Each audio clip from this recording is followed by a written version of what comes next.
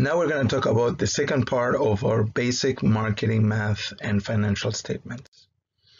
Okay, now we're going to talk a little bit about market share. Now, what is market share? Market share is a metric that is touted all the time as a potential goal for a company, and essentially captures the percentage of the market that the particular firm is serving at this point. Okay, so I'm going to try to specify how we will compute this with an example. Okay, so let's assume that we have a number of brands. We have here 3 brands, right?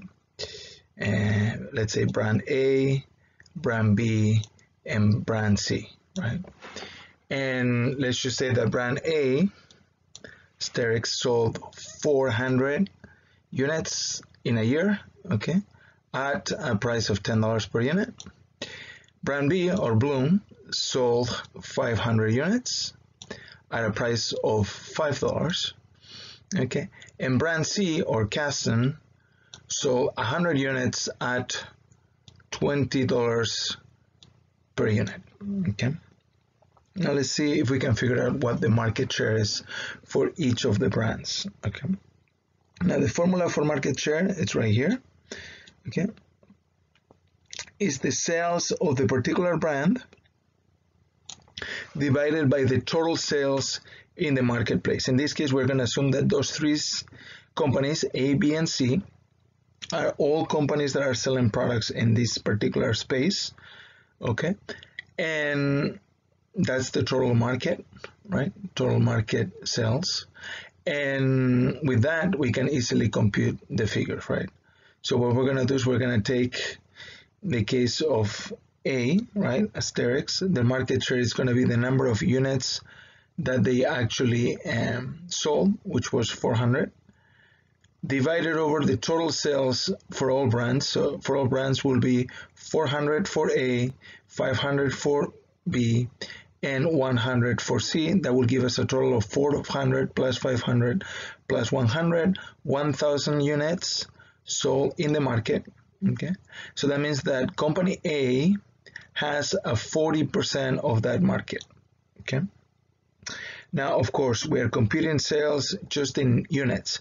Later on I will show you that you can also compute market shares in dollars, and they might be different because they tell a different story. Okay, then for company B we repeat the process, and now we're going to have their sales, which are 500, divided over the total sales in the market that don't change. This is again what company A sold, which is 400, plus what company B sold, which is 500, plus what company C sold, which is 100 units, for a total of 1,000 units in the marketplace. Okay, and that gives us a market share of 50%. So company B has 50% of the market by units. And finally, company C, it's going to have the smallest share of the market. They only sold 100 units out of a total of 1,000. Okay, of 1,000, which is broken down again, 500 for company B, 400 for company A, and 100 for company C, right? Totaling 1,000. So that means we have a market share for company C of 10%. Okay, so they have 10% of the market by units. Now, what happens if we actually compute market shares by revenues? Can we do that? Absolutely. Okay, the formula is very similar, but instead of using units, now what we're going to do is make sure that we use revenues or dollars instead. Now notice, of course, revenues in the US are always computed in dollars, right? Fine. And make sure you don't confuse things and mix units and revenues. Okay, if you're using revenues for one company, you need to use your revenues for all companies. Okay, and if you use units for one company, you need to use units or number of units sold for all companies. Okay, so now we're going to repeat the exercise, but now instead of looking at the number of units, which is what we were doing before, we're going to look at revenue. Now revenue is going to be dictated by the number of units times the price per unit. Okay, so company A had a total revenue of $4,000. Why? Because they sold 400 units at a price per unit of $10. Okay, then we have company B, who sold more units, 500, but at a lower price, in fact at half the price. So the revenue, even though they sold more units, is lower. Notice this, $2,500 is less than $4,000. And finally, we have company C, who sold 100 units but at a price of $20. So the revenue was pretty close to company B at $2,000. So the total revenue for the industry is $2,500. Where did that come from? I just added the $4,000 from company A plus the $2,500 from company B, which yields to $6,500 so far, plus the $2,000 in revenue from company C, netting a total of $8,500 in sales for the entire industry, assuming that the entire industry has only 3 firms, A, B, and C. Okay. Now, how can we compute the market share from him based on revenues? Well, it's the same. We just take the revenues from each of the firms and we divide it by the total revenues for the industry. Okay, so for company A, that's going to be 4,000, which are the revenues from company A, divided by 8,500, which are the total revenues for the industry, yielding a market share of 47%. Notice that this is higher than it was in units. In units, their market share was 40. It's normal to have a discrepancy between these two? Yes. Okay. And notice because you might be selling more units by giving up a lower price, which is exactly what is happening with company B. Notice what's happening to company B, right? Company B had a revenue of $2,500 out of a total for the industry of $8,500. That means that their market share is actually 29% in terms of revenue. Sorry. So that means that even though in terms of units, like we computed in the previous slide, company B had a 50% market share, in terms of revenue, their market share is only 29%. Why is that, Professor? Well, simple, because they are giving their product away. They are selling it very cheap. So even though they are selling many units, because people like inexpensive products, of course, they are not bringing a lot of money from that activity, right? And then finally, we have company C, who is selling the least units, only 100, but had a revenue of 2,000 because they are selling each unit at $20. And out of a total sales in the industry of 8,500, yields you a market share of 24%.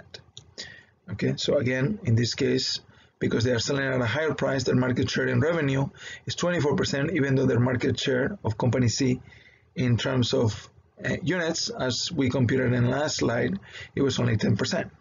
Okay, good.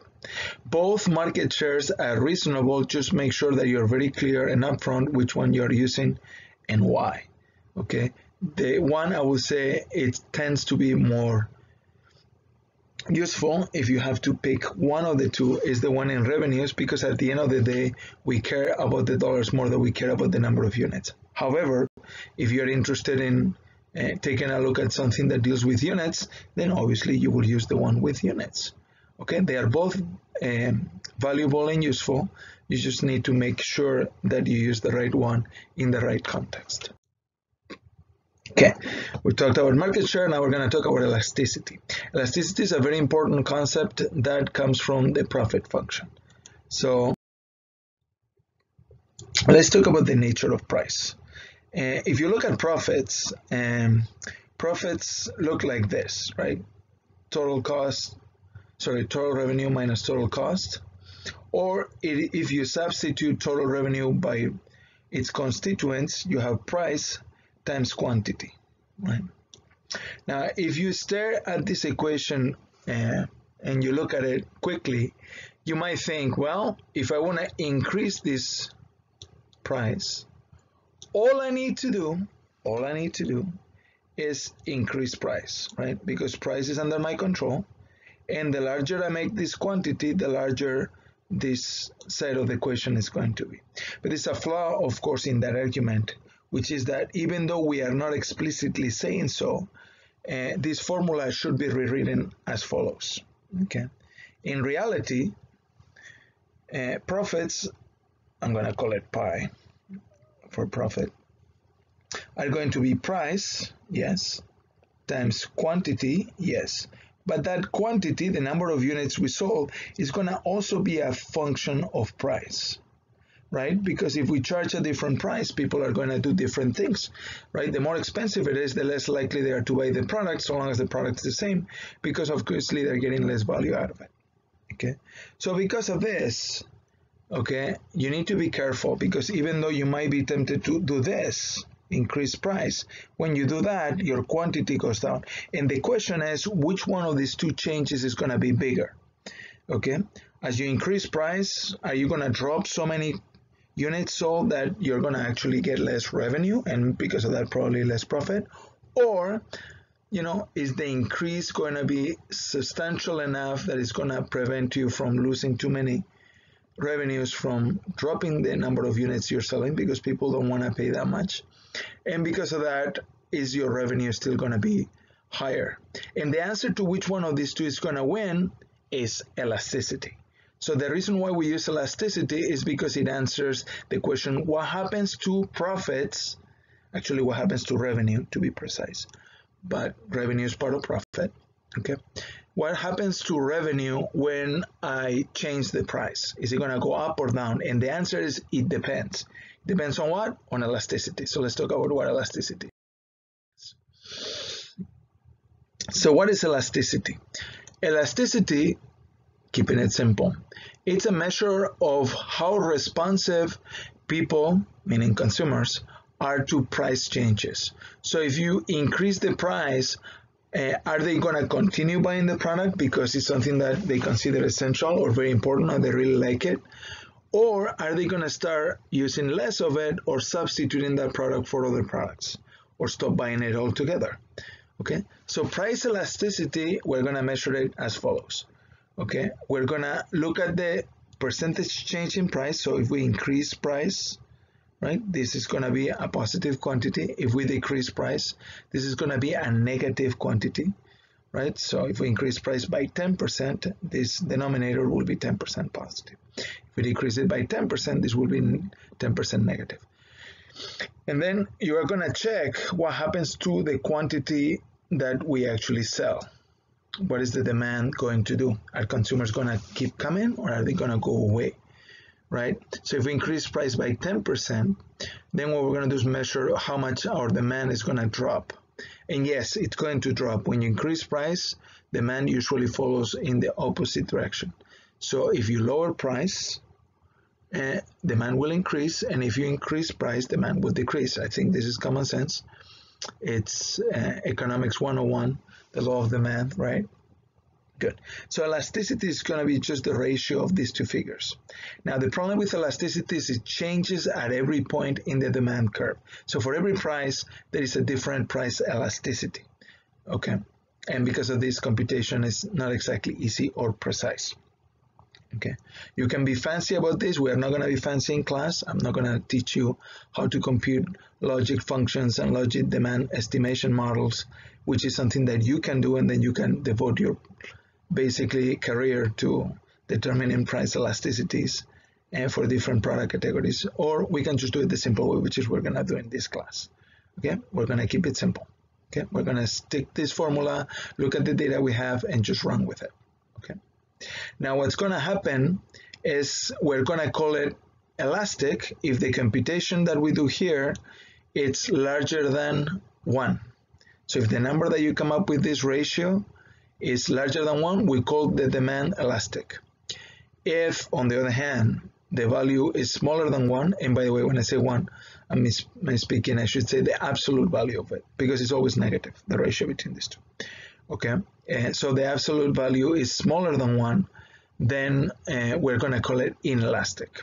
Okay, now I'm going to show you graphically how this will look like.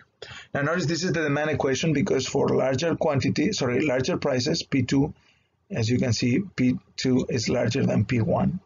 And you can also see that for P2, the quantity demanded is smaller than for Q1. So this is a demand equation, right? Because as you raise prices, people want less of it. That's what makes sense.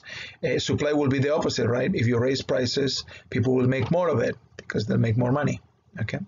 So this is a demand equation, okay? This is demand, okay, not supply. So remember, I have quantity here, I have price or dollars here in general. Okay, I'm going to erase all this. Now notice in this case, we have a demand function that is fairly inelastic. Why? Because even though I'm increasing price between P2 and P1 by almost 100%, okay, because P2 is pretty much 2 times P1, roughly, right? This segment is almost twice. Actually, they are almost the same, which means that P2 is almost twice P1. It's a little bit less, but you get the point, right? But notice that the decrease in Q is almost imperceptible, right? You go from Q1 to a very small drop, okay? And so I'm saying that this is inelastic because you have this phenomenon. You can see that demand curve barely changes regardless of what the price is, okay? This happens with things like gasoline. Why? Because people have a hard time trading off gasoline for something else. Although now we have electric vehicles, right? So if the price of gas goes to $5 or $6 at the pump, what will happen is people will start switching, if they are not already doing that, to electric vehicles, which right now, I think as of last year, they're about 3% of, between 3 and 4% of the sales for new vehicles in this country. Okay, so when you cannot have substitutes and you really need the product, you might stick to it, and because of that, it might be inelastic. Okay, and here you have the opposite. Here you have a situation where you have also a demand curve, right? You have here also a demand curve because of the same thing that I mentioned before, which is that for a higher price, quantity is smaller. You can see it here. Okay, but notice in this case, an increase in price that is a little bit smaller actually than before creates a huge drop in quantity, right? Quantity less than halves with an increase in price that it's roughly, if I have to guess, about a third or maybe a fourth of the price. So that means that this is elastic. A relatively small change in price has a huge impact in quantity. And this happens with products where there are a lot of substitutes, or there are a lot of products that you can buy or services to do the same thing. Good. So let's do this instead of graphically with some math. Let me just show you some simple computations. If I tell you that we have changed price by 10%, we have increased it, and the quantity demanded has gone down by 20%, and then my elasticity computed by the formula will be equal to -2, which, because in absolute levels it's larger than 1, we will call elastic, right? Yes, it is elastic. Okay. Now let's do the same thing but with other numbers, right? And if you have a 10% increase by the quantity demanded only drops by 5%. Now if we do the same computation, 5% divided over 10%, you can remove the percentages, right? Because they don't affect the computation like I did right there. Gives you an elasticity of minus 0.5%. No percent. Minus 0.5, okay? It's not a percent. It has no units, okay? So that will mean that the absolute value of the elasticity will be 0.5, right? And that means that what? It's inelastic, right? It's not elastic. And the reason why is because the decrease in quantity is smaller than the increase in price in percentage terms. Okay, good. Now, what's the big deal of elasticity and why do we care about it? Well, the answer is here, okay? Let's just say that I just sold 100 units of a product at $10 each, okay? That will mean that my total revenue will be what? Multiply my price times my quantity will yield a revenue of $1,000, okay? Now, let's assume that I'm going to drop the price from 10 to 8, okay? I'm testing to see how my market reacts to price changes. Maybe I'm considering doing this, do a small market test in a region instead of nationwide. And I see that the demand actually increases, which you will expect because you're dropping the price, to 110 units, right? So that means what? I'm dropping my price by 20%. Now, if you don't see that, let's do it, right? My initial price was 10. My new price is 8. So what is the percentage change in price? So percentage change. The change in math usually is a triangle, which I cannot do very well with the mouse, sorry. Okay, percentage change in price is going to be what? It's going to be, I'm going to take my initial price, which was 10. I'm going to subtract my new price, which is 8. Okay, and I'm going to divide my original price, which is going to be 10. And that's going to yield for me, right? It's going to yield 0.2, so 0.2% change, right? And this happens to be 20%. 0.2, I'm assuming everybody knows, is 20%. Okay, so that means that my price has dropped by 20%. Okay, what about my quantity? Well, my quantity increased by how much? Well, let's do percentage change. Quantity is what? It's going to be my 100 units originally.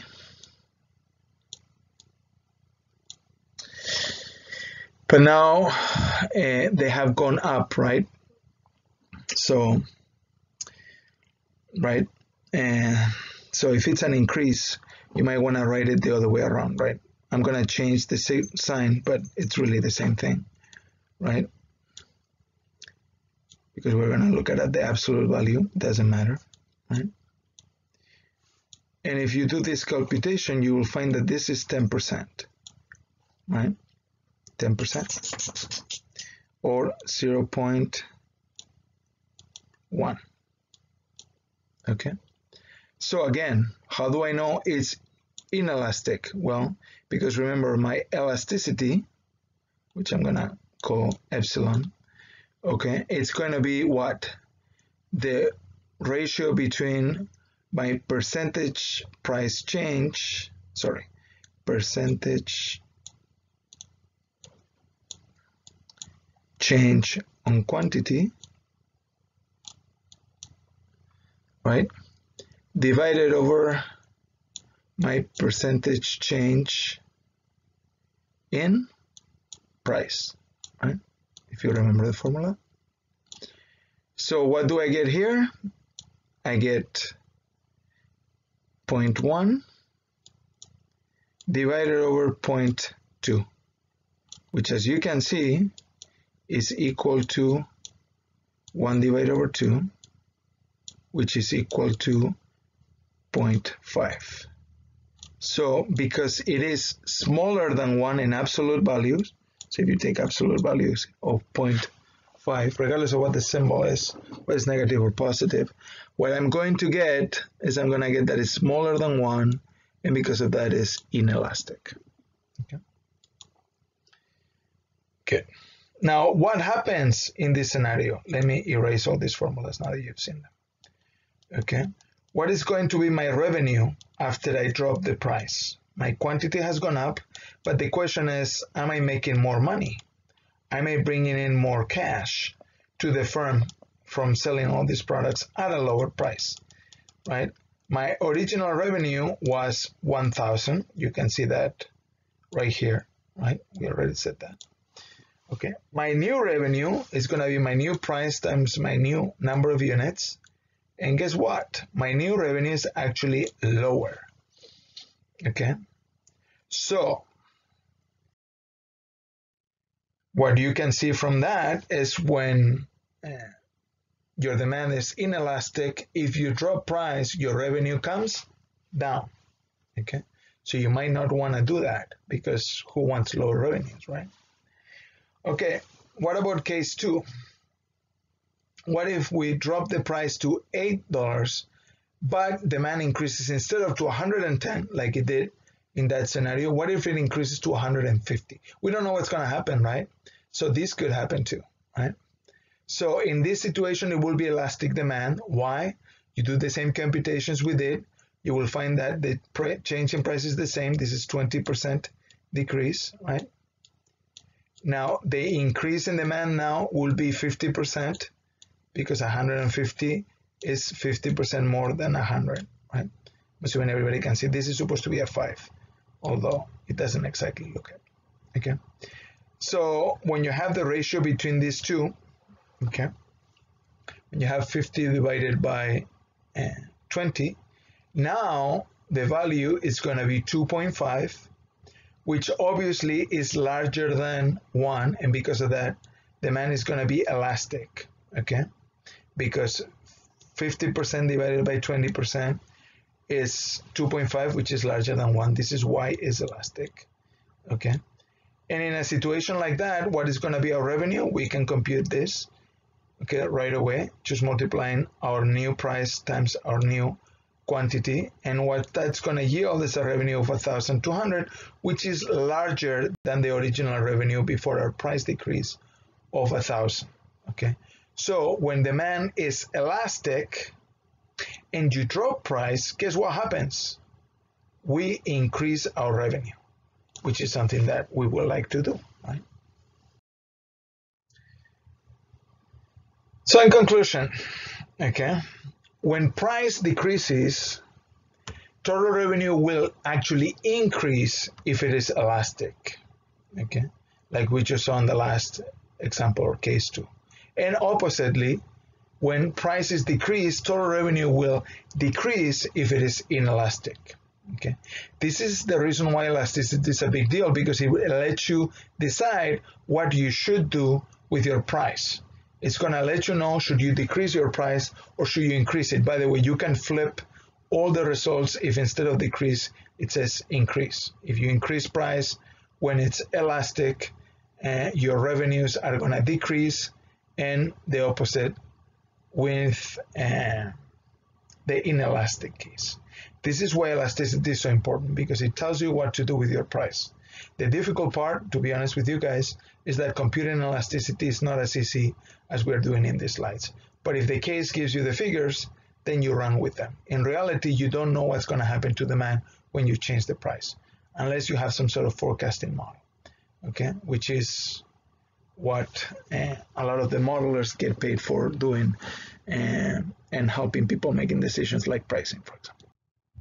Okay, so here you have the table that summarizes everything that I've said so far, and it goes down through both scenarios about price increases and decreases. So down price means decrease, and up price obviously means increase, and you can see that when price comes down, if revenue goes up, it means that it's elastic, or if you know that it's elastic, you know what's going to happen to revenue.